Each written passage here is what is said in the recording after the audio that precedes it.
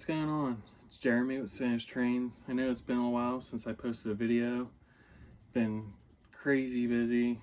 We had a little bit of change up on the building plans. I don't know, kind of had to take a reset. They passed some new energy codes and stuff that I didn't anticipate, and prices of everything have gone way up since the diesel prices and stuff have went up. So it's kind of getting to the point where it was like, okay, we need to take a step back here and see what's going to go, see if things level out and what we can do.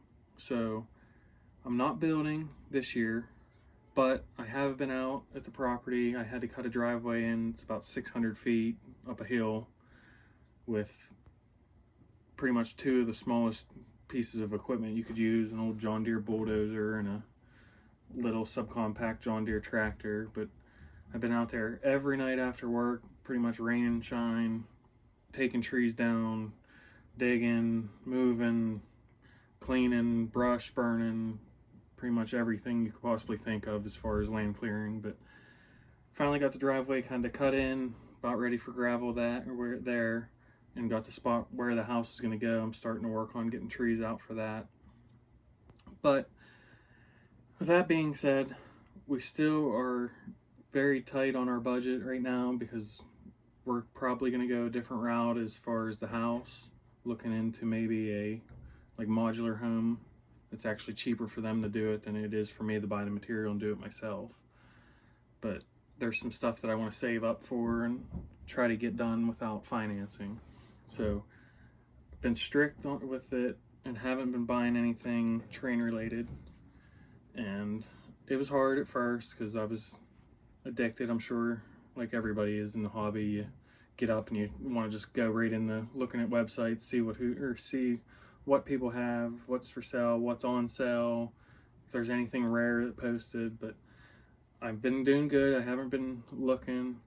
And then it was, I think, Sunday night, I got an email from UPS. Didn't even think anything of it. And then Monday or Tuesday, it was either Monday or Tuesday, my wife says, "Did you buy something from the Train Loft?" And it hit me. Oh, my custom run's coming. So I didn't buy it this year. It went through this year, but I bought it. I pre-ordered it, so it doesn't count. But I wanted to share it with you guys. It's the Train Loft's custom run Sodano Caboose he got to match his Sodano H7, and I have the Mecha Berk that I wanted it to match with. So I thought it'd be kind of fun to just get something out there, give you guys an update, and have a little run session. So we'll take a look at it. Well, there she is. I think it's pretty nice. I think it's a pretty close match to the engine. I mean, you're going from MTH Premier to Line L, so obviously colors aren't going to be 100%, but this is probably the one and only time it'll be that close to the engine. But I'm extremely happy with it.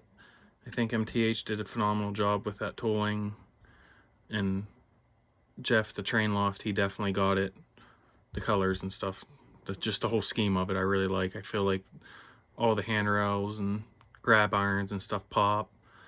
The blue pinstriping and stuff up on the roof, by the roof, the blue lettering, I think it pops. It looks good. I'm really happy with it.